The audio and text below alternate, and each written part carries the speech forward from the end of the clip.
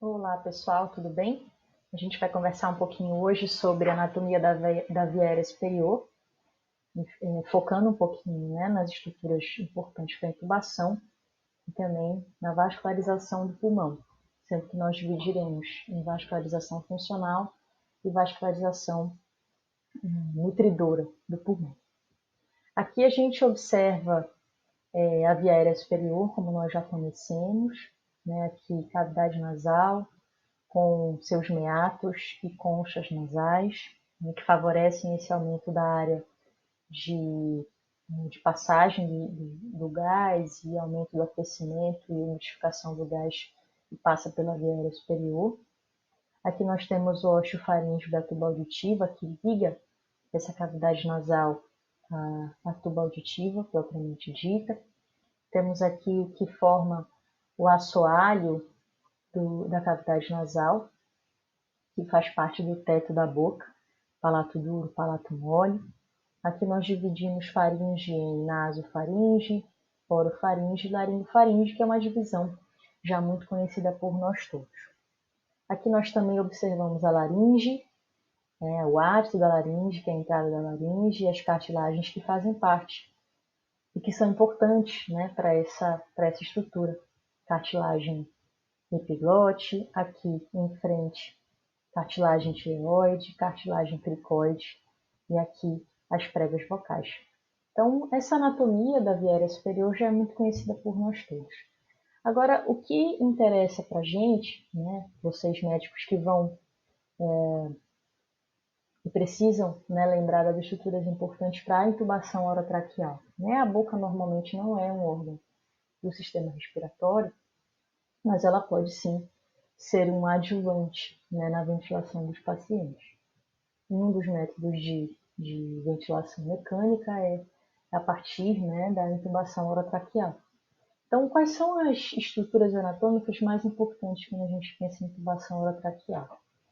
Essas estruturas estão aqui, a língua, aqui a cartilagem epiglote e essa região que fica entre a raiz da língua e a epiglote, que a gente chama de valécula. A valécula é onde você vai encaixar, você médico vai encaixar o laringoscópio para que consiga visualizar bem a via aérea do paciente. Né? Então, independente da técnica que você use, independente do tipo de laringoscópio, você precisa saber que o seu encaixe correto é na valécula, né?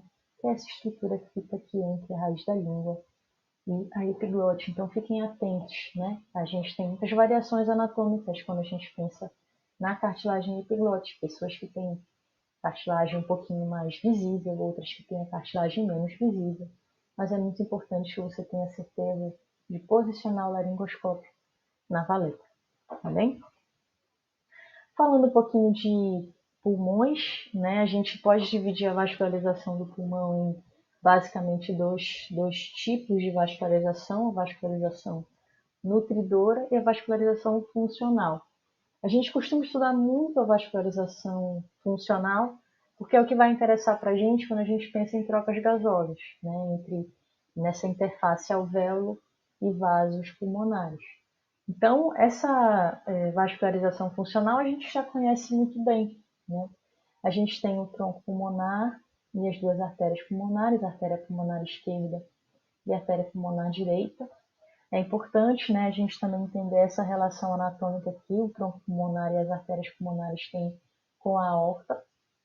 Então, observem que a artéria pulmonar direita ela passa posteriormente ao arco da aorta, enquanto que a artéria pulmonar esquerda tem um posicionamento, tem uma localização à esquerda, né, do arco da aorta. É importante também a gente lembrar que a partir das artérias pulmonares, a gente tem uma série de ramificações, né, que são as artérias lobares, as artérias segmentares, até que a gente chega nas arteríolas que têm intimidade com os nossos alvéolos pulmonares. Lá, né, nessa interface alvéolo-capilar, a gente tem a troca de gases, né, que nós já conhecemos muito bem desde o ciclo básico. A partir dessa troca de gases, a gente tem aí essa drenagem venosa, a partir das vênulas que acompanham essas arteríolas. Depois a gente tem a drenagem para as veias segmentares, em seguida veias lobares, até que a gente alcança novamente as veias pulmonares. Lembrando que essas veias pulmonares são pares e bilaterais, então a gente tem um total de 4 veias pulmonares, né? Uma superior esquerda, uma inferior esquerda e uma superior direita e uma inferior direita, que a gente não consegue ver tão bem aqui, porque elas são mais posteriores às estruturas dos vasos da base, né? Tanto as veias cavas quanto ao arco da aorta. Então aqui a gente vê mais claramente essa chegada das veias pulmonares aqui no átrio esquerdo, em seguida esse sangue arterial vai para o ventrículo esquerdo e a gente sabe todo esse caminho da circulação. Essa é a nossa circulação funcional, tá? Quando a gente fala de circulação nutridora dos pulmões, a gente pensa nas artérias e veias que irrigam e drenam todas as estruturas pulmonares, né? A raiz do pulmão, todos os tecidos de sustentação, né? O tecido conjuntivo ali que é envolvido, que envolve o pulmão, também a nossa pleura visceral. Então, essas artérias, basicamente, a gente tem o que a gente chama de circulação bronquial, né? Tanto as artérias bronquiais quanto as veias bronquiais. Esses são os vasos que a gente chama de vasos nutridores do pulmão, tá? A gente pode perguntar, e a pleura parietal? A pleura parietal ela é irrigada juntamente com ossos e músculos da caixa torácica propriamente dita. Vamos olhar para essa figura da esquerda, da nossa esquerda aqui. Então aqui a gente vê o arco da aorta e a gente vê as artérias bronquiais saindo desse arco da aorta, né? Então aqui a gente tem a artéria bronquial esquerda. Vejam que a artéria bronquial esquerda ela sai diretamente da aorta descendente. Já a artéria bronquial direita, que está bem aqui, ó, ela se posiciona atrás do brônquio-fonte direito, ela na verdade é uma ramificação da artéria intercostal direita, que, por sua vez, é uma ramificação da aorta descendente. Então, ó, vamos dividir em dois lados, direito e esquerdo. A circulação direita, a gente tem a aorta descendente, intercostal direita, que dá origem à artéria bronquial direita. Do lado esquerdo, a gente tem a artéria bronquial esquerda, que sai diretamente da aorta descendente, tá bem? Quando a gente pensa na drenagem venosa, a gente também pensa em veias bronquiais, tá bem? E também existe um caminho um pouco diferente entre as veias bronquiais esquerdas e as veias bronquiais direitas. A gente vê aqui que as veias bronquiais direitas, elas drenam diretamente para essa veia aqui, ó, que é uma veia bem importante, que é a veia ásigo, tá? Então, as veias bronquiais direitas drenam o sangue venoso para a veia ásigo e a veia ásigo desemboca diretamente na veia cava inferior.